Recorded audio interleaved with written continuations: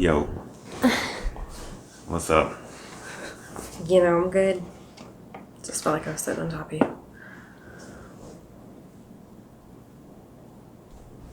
All right. You ready? I'm ready. Hey, everybody. Welcome back to another episode of Success in Black and White. The podcast. We are back one more again. We're back. We're back again. That's right. Coming to you live. From the house. Mm-hmm. All right. So, this is the Labor Day edition. This is a Labor Day edition. Because we're literally recording it on Labor Day. Yeah, absolutely. We're laboring on Labor Day. We're laboring. We didn't feel like laboring last night, so we labor tonight. Yeah. Plus, family was in town and all that good stuff. Yeah, we just had a lot going on. Yeah, mixed it up a little bit. Hey. So, what we're going to do tonight, or whenever you're listening to this, is if you've been following us, you've been rocking with us, you know that we've been doing some Buzzwords Busted episodes. Yes. And people are loving them. They are loving them. I mean, they are That's listening. Good. We hope that you're loving them. Yeah, they are listening. They're loving them.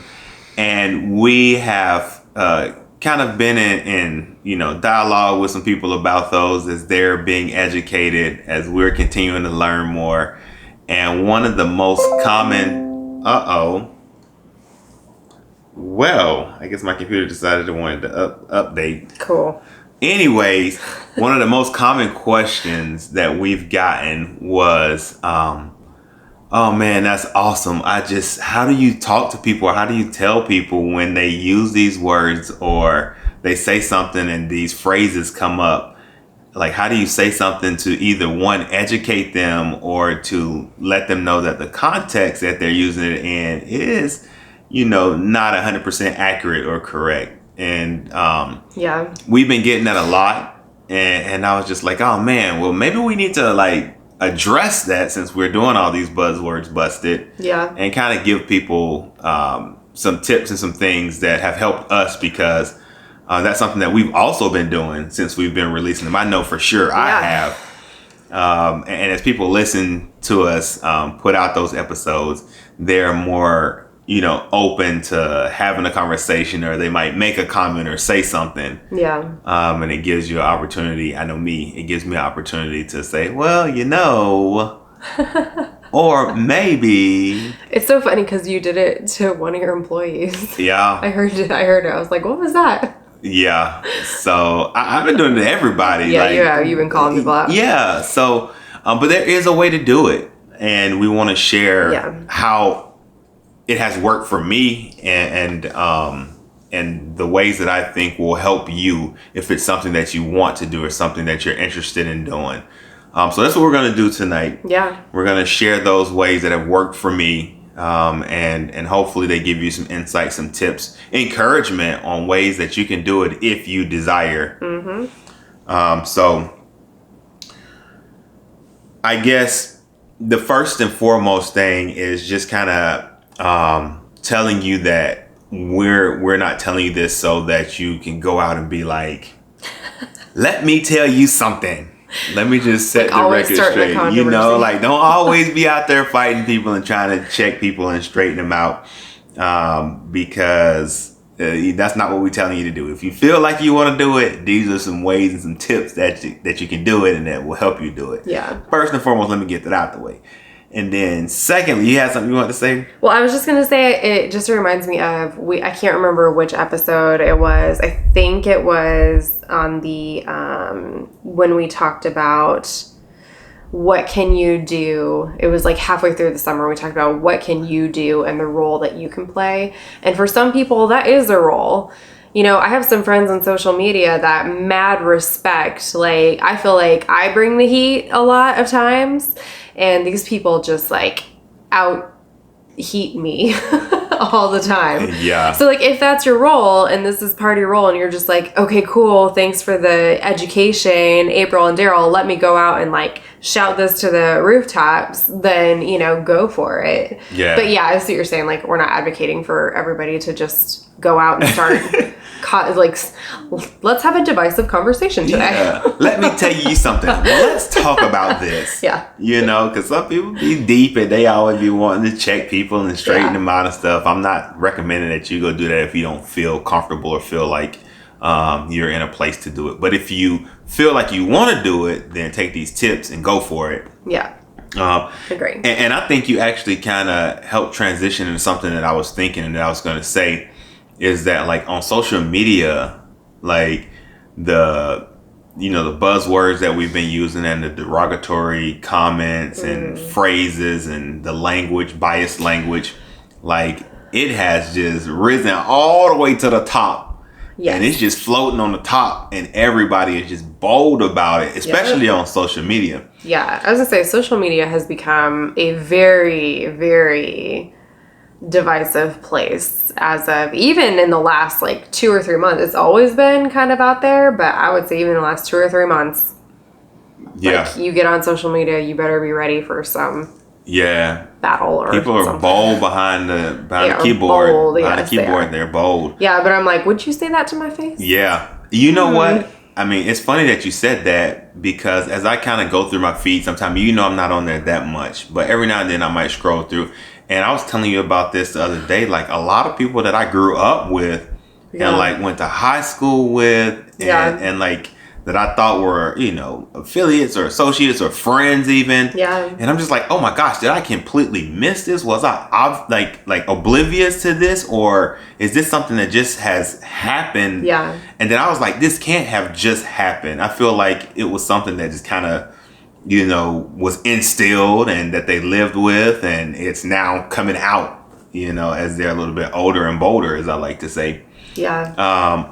But also one of the things that I wanted to say and address is that even like in the workplace or different social settings, I hear a lot of people say some just off the wall stuff. Right. And sometimes I don't know if they're joking, or they may say it in a joking way, or, you know, they may just say it and not even realize that they said it, or realize that that thing is in there the way that it is. Right. The timing that it comes out and the tone and when it comes out. Yeah. And how it comes out. You know, sometimes I'm just like, ooh, you know what you just said? Like, you said that like you like got some stuff going on. Yeah. And you sometimes I'm just like, at work, I'm telling you, at work and in outings and different social settings when we were able to be out. Yeah. You know, so I mean, I feel like I know why, but yeah, I guess. And typically in those settings, like well, not more so now, but like even work and stuff, like I was the only black person like in those social settings for a while. Sometimes I didn't even like to go hang out because I'm just like, oh gosh, I got to sit around and listen to all these white people just.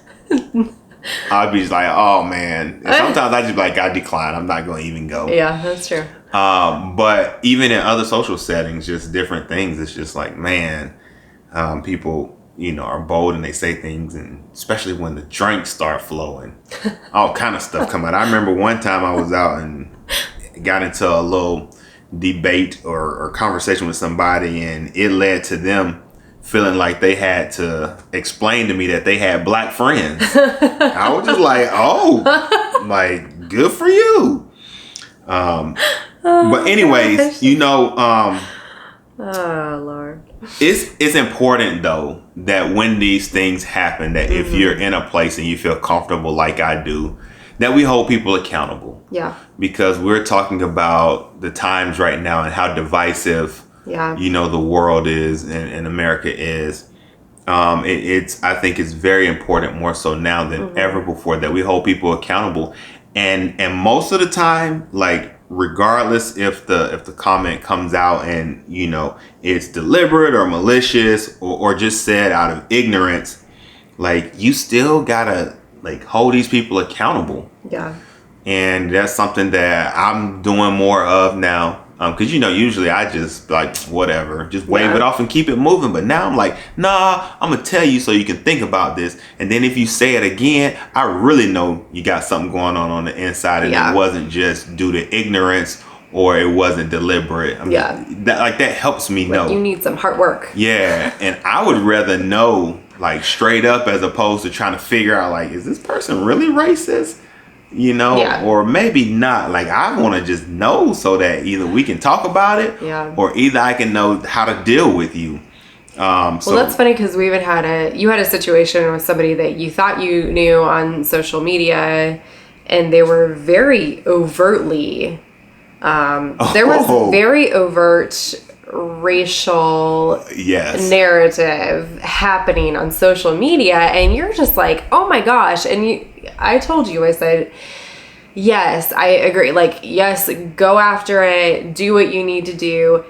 And also, maybe it's better that that overtly that person thinks that way, because there are other people that you would experience like microaggressions or like passive aggressiveness with that probably have the same beliefs and thoughts, but you just don't know. Like, it's almost safer to know. Right. If people think a certain way, sometimes it's just safer for you to know that, because then you're like, okay, I either know I can get into an argument with this person, or I might be able to change their mind, but they're very overt with it. Yeah, that's true. Yeah, and I kind of knew some of that was there and underlying, but like I said, in today's time with the social media and the being hiding behind your phone or your computer, it was just getting ridiculous. And I know this person like very well, and I was just like, man, like, I just gotta say something. Right. Like, that's how you feel? I'm like, that's how you really feel, because if you really feel like this, it doesn't hurt my feelings, but it make me feel some type of way to know that you feel this way about people that look just like me. Right. And like, I'm one of those people. I'm one of those people you talking about. Yeah. Like, you know what I'm saying? Like, and it wasn't even like, thugs or any of those buzzwords that we've busted. It was like straight up just like black people. Yeah. And I was just like, wait a minute, I fall in that category. Yeah, that was rough. So, but you saw what I did. Sometimes the devil is better than the devil you know. I'm glad though. I'm glad you said that, and I'm glad that I know that, so that when I see this person, which I do regularly, like, the interactions may be different. Yeah. And in person, I might try to have a conversation and just say, hey, like, that stuff that you said online. Yeah. And then I'm just waiting for this person to be like, well, unfriend me then. Stop following me. And then I just be like, all right, cool. Okay. If that's the way that it is, that's the way that it is. I'm surprised you hung on this long. I know. I be trying. Hey, that's one of my tips in here. I be trying. So I got a question before we jump into these tips to help people. Okay. We're going to get there, y'all. Stay with us. I promise. Stay with us. We're going to get there and give y'all these tips, and then we're going to be right on out your way. Have you ever been in an environment where you or somebody that you were close to was the one that was offended, and the majority of everybody else was just kind of like okay with the phrase or the comment or the racial slur? Or like, have you ever been in an environment where like, yes, or somebody that you were close with they were like, you could sense that they weren't okay with something that was said, and everybody else was just like nothing even happened? So yes to the former, where I felt like the outsider because I didn't believe the same way, or I didn't think the same ways, I didn't think the same things, and it was in regards to social justice and racial justice. No.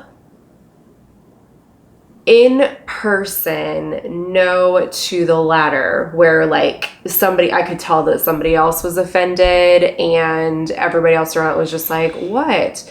But I will say that along with a social justice movement, and obviously we're in this environment where we are also in a pandemic, and most of us are working remotely, I think that things have emerged about spaces I've been in where people have informed me that they felt a certain way that I didn't recognize because I am not a marginalized population. I'm part of the privileged population. And I didn't understand that until I actually started listening, until I started listening to people that I'm in groups with. And they would say, like, that's very uncomfortable for me, or that makes me feel a certain type of way. And I'm like, never would have known, but now I know.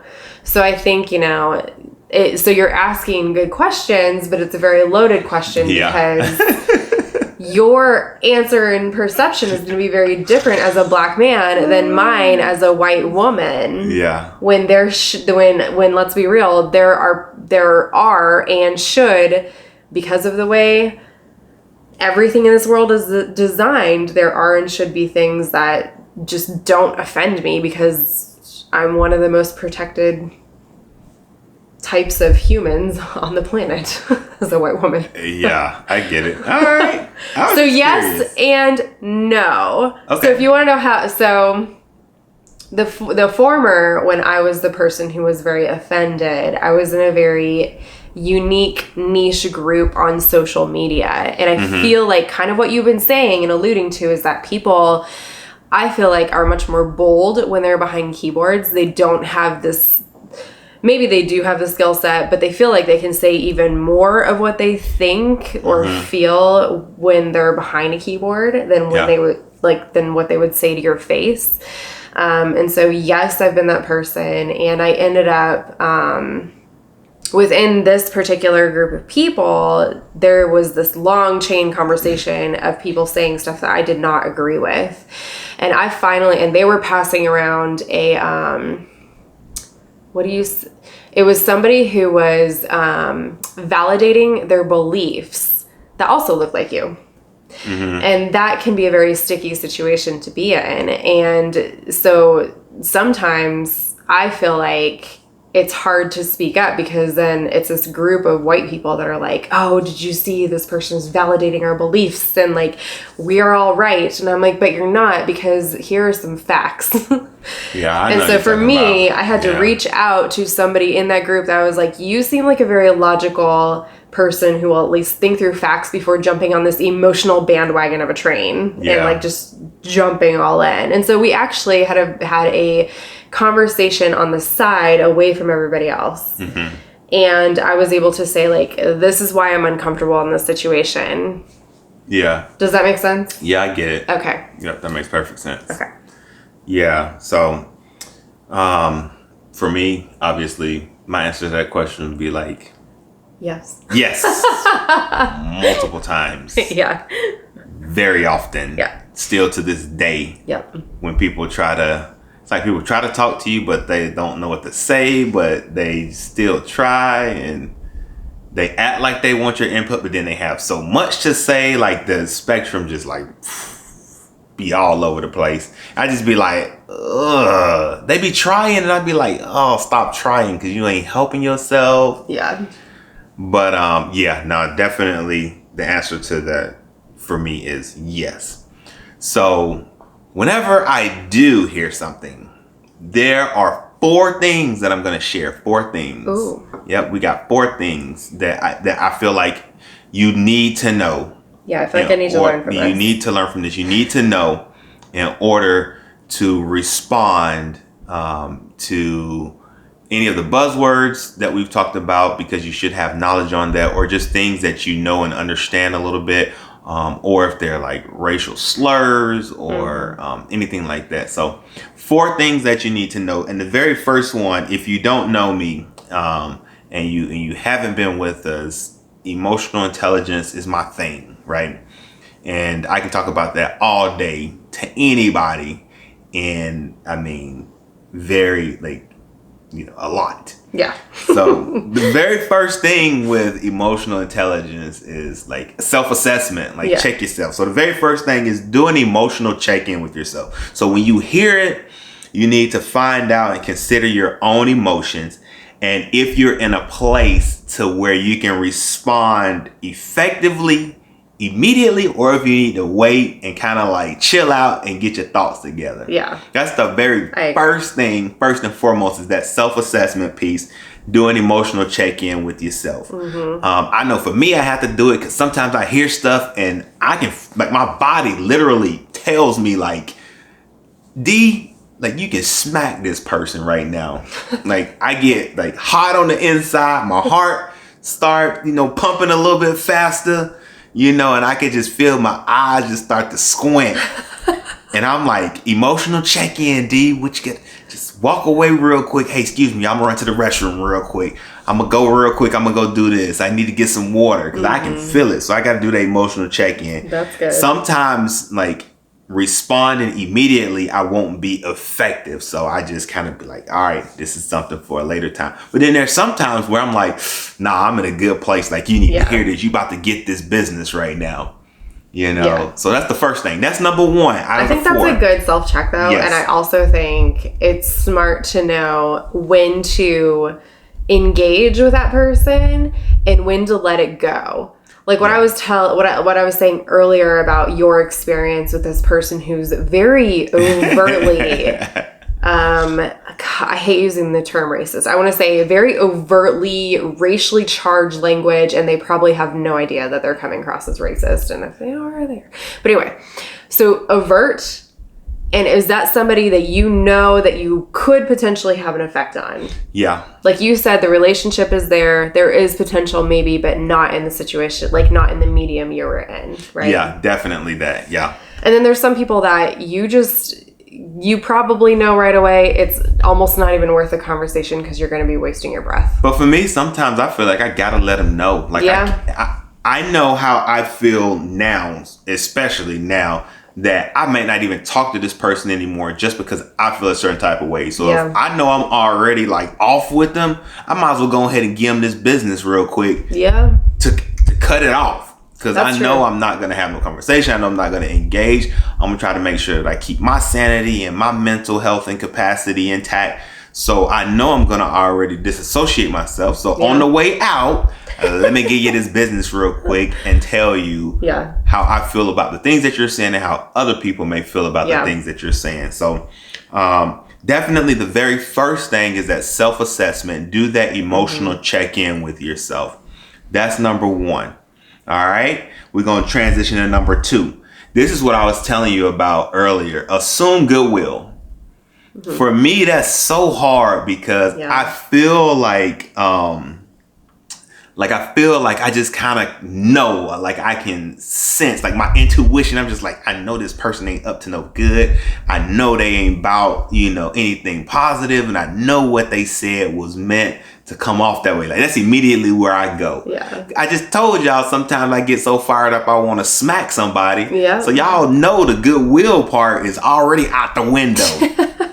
But after you do that emotional check-in, assume goodwill. Yeah. Assume that they, maybe they just don't know. They're just ignorant.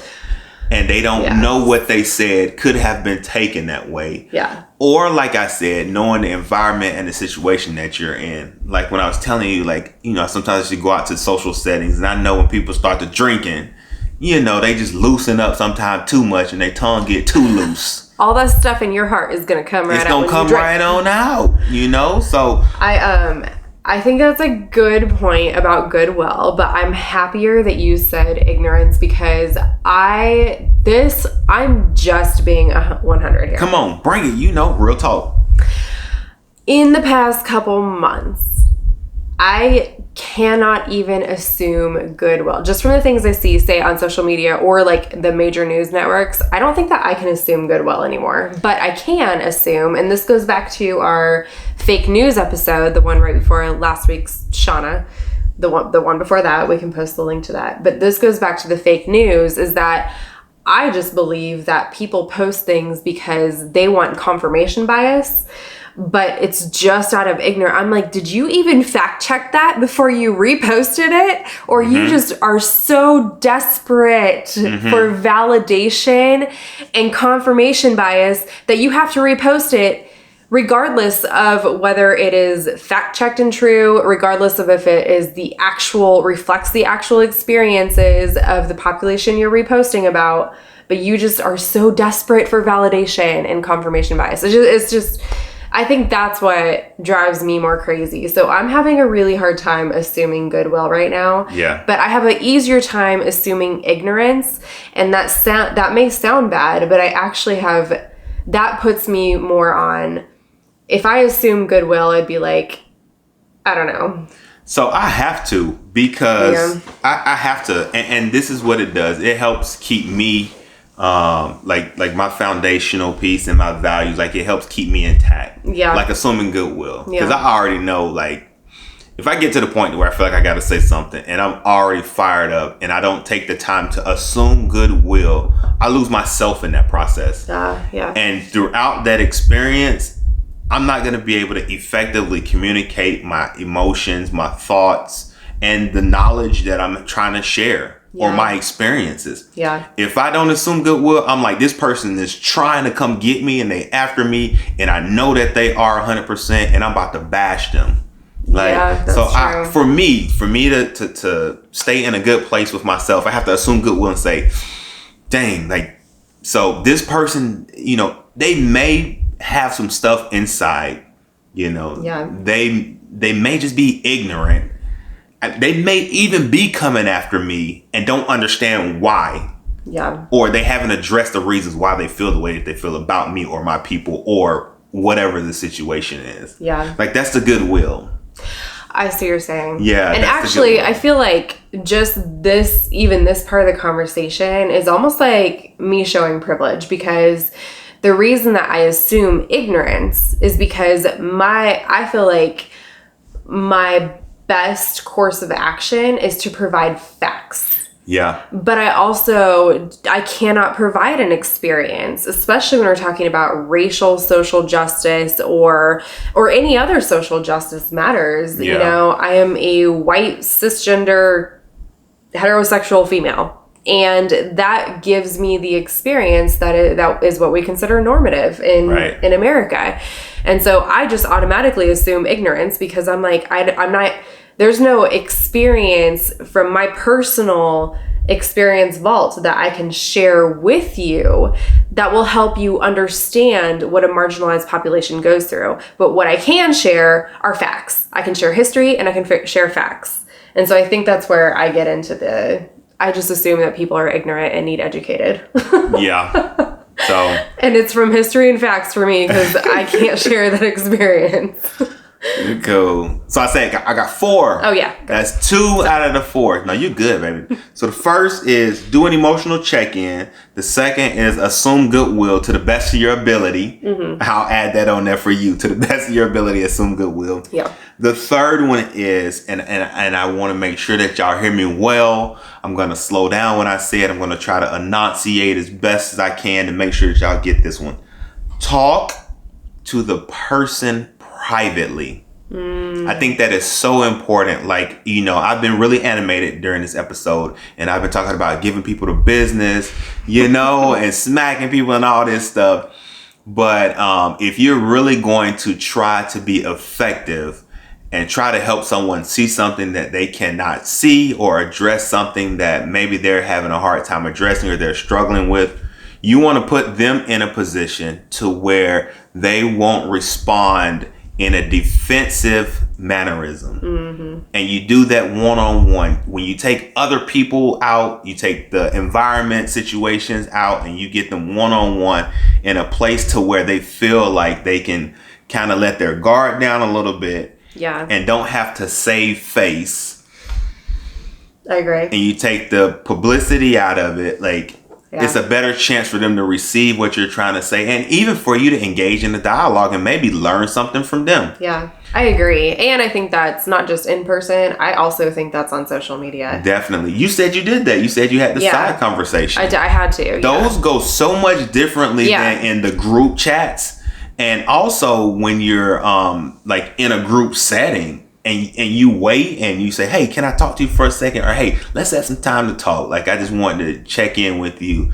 and let you know something you said, like, I didn't agree with it, didn't sit well with me. And more than likely if you know them, more than likely they'll probably be, oh yeah, like, let's talk about that. Yeah. And y'all go off to the side privately and, have the conversation, have the discussion. But if you try to do it in front of people, I'm telling you, the defensive mechanisms are going to come up. They're going to feel attacked. Yeah. They're going to want to try to save face. And nobody really likes to be in those type of environments publicly when they're being corrected. Yeah. Or not even corrected, being educated. Yeah. So definitely make sure that you talk to the person privately. That's number 3.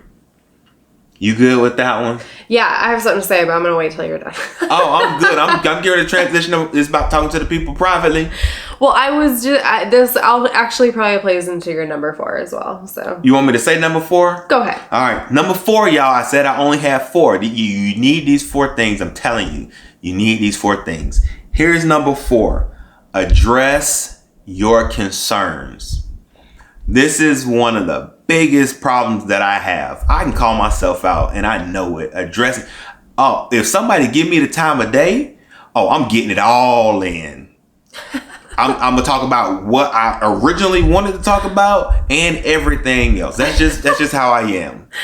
I really have been working very hard, especially in the current, current status and situations that are going on now, of addressing the concerns of what happened and what took place more recently, and not trying to get everything. So so address your concerns. Let the person know that what they said was hurtful and offensive, and you wanted to talk about it. And that one specific thing. And if you have to do that a bunch of times, like I said, use these four tips every single time that you feel like you need to. Don't let it build up. So what if that's one person and you just get tired? Yeah. I'm thinking about this from a perspective. I have a very good mentor that you and I both know, and I watch her on social media, and there is one person that I'm gonna assume right now. I'm gonna go back to your number 2. I assume goodwill when he posts things. I honestly do not assume ignorance. I assume goodwill because we're all it's people that we all know very close. Right. But I watch her, and she finally one time came back and she was like, she'll kind of combat some stuff he says, and she finally came back and she was like, everything you post is like this. Everything. So she addressed the full... Oh, she went for everything. She did, but she doesn't always do it. But I was like, you look tired, sis. Like, this is... And I get it, because this particular person, I want to assume goodwill with them, but man, it's exhausting. So you seem tired. Yeah. If it gets to the point to where you're that tired and you haven't taken advantage of an opportunity to engage in a conversation, you got to take some ownership for that. Yeah. You got to take some accountability for that. You know what I mean? If it bothers you enough to you just that tired to the point to where you unload and you haven't taken an opportunity to engage on things that have made you feel that way, you got to take I feel like you have to take some ownership of that. Yeah. And be like, man, when this person said this, maybe I should have just said something. Yeah. If it bothers you that enough to where it's bubbling over and now you just unloading everything based on something that just kind of got you to your pushing point. Yeah. I mean, that's how I feel. You got to take some ownership for it if you're going to do that. Obviously address the concerns. I mean, if the conversation, I'm not saying only address the concern, and then if the conversation is like opening up and leading you to opportunities to discuss other things, you just be like, nope, I'm just addressing this concern. Like, you obviously got to use, what's going on. This is that emotional intelligence piece. Like, you got to manage the relationship. You got to manage, the other person's emotions as well, or manage how they're giving those emotions out. So, like, if they're opening up to you and you're just kind of like, okay, and the conversation is flowing and it goes beyond what initially started the conversation, I say go with it and unload. If the person is in a place and, you're emotionally intelligent about it, and that that's an opportunity for you to, like, just kind of talk about a lot of things. Yeah. Then obviously my fourth tip don't mean like just stop there. Right. But initially address the concern. Right. Number 4, initially address the concern. If the conversation takes you somewhere else, I say go for it. Yeah. So for this person that you were talking about that just was like, I'm tired. Like, you know, maybe they should have started having a conversation a little bit earlier, and it might have would have opened up for opportunity to address that, or you could have just hit them one by one. Yeah, I do think social media becomes exhausting because the amount that somebody could. This goes back to the fake news episode again, but the amount that somebody can click, not even have to read, just read the clickbait headline and repost it real fast just to stir emotion. And then somebody else is like, but this is not even true. And like, I'm just so tired of telling you, and you post every 5 minutes of something that is ridiculous. And now I'm like trying to educate you on everything you post. Right.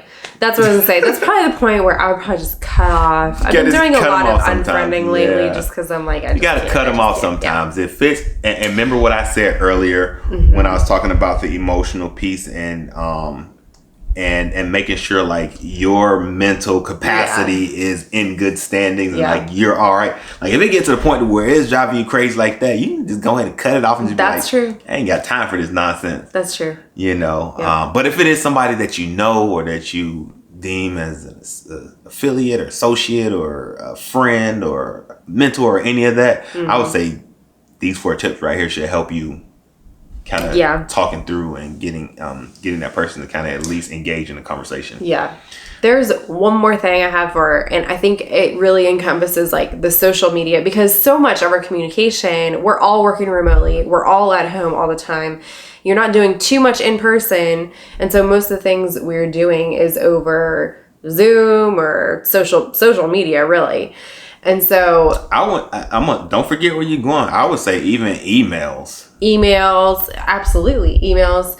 But I just think like, and this is speaking, I think very specifically to social media. One of the things that I do, I feel like people know where I stand when I post about things or I talk about things on social media, but I also always, and I know that this is also kind of speaking from a very privileged standpoint, but I also leave the room for somebody to say what they need to say. I will question them on it, and I'll try to do it as in more of like, tell me more about that, or tell me more of why you think that, because I don't want to shut you down. I'm not going to come at you negatively, because that impacts my emotional and mental well-being. When I come at somebody negatively, I'm not like, that's not in my nature. That's why I assume that goodwill. Okay, that might be assuming goodwill. But I also will try to engage them in conversation, because a lot of times just by being a little more open to hearing what they have to say, sometimes you end up talking them in a circle to where they're like,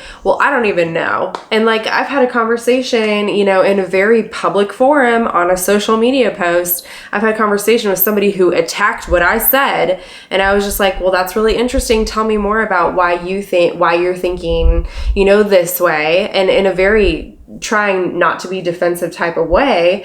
And they'll come back and be like, well, I don't really I think maybe this, but, also I acknowledge this because I just try to be really nice, And so it kind of disarms people, but it also makes them think. It kind of dissuades any major divisiveness at least on my wall. Not all of social media, but I found that to be that is a good strategy, at least for me, has worked. And it kind of helps them think through some of the critical thinking pieces they need to think through if that's a good... If the facts that they're purporting are actually facts or not. Yeah. That's you talking about social media stuff. I hope y'all listening to her. Don't ask me for no tips on social media stuff. I don't be engaging. I don't got no post on my wall. I ain't got no asking nobody to tell me what they think, asking them how they feel. If you want to know more about that social media stuff, you can hit me up. Talk to her. I'm happy to. But I think that ties in perfectly with kind of what I was saying about my tips. Also about ways to do it. You ask, what did you mean by what you said? Right. Like, what do you mean by what you said? Tell me more. like help me understand better, because right now I'm not understanding exactly what you're saying. Right. Also, if somebody said something that was hurtful, just do you understand why that was so hurtful to me, or why I responded that way? I just want to make sure that you understand why, so that you can know that the words that you used, or the way that you used them, was hurtful to me. And I think that you know, obviously remain respectful. Like you said, you like to be nice. I always like to go with the I statements. I think that always helps. That kind of helps people not feel attacked. And then just being clear. I think that especially right now, it's so easy to get caught up in so many things.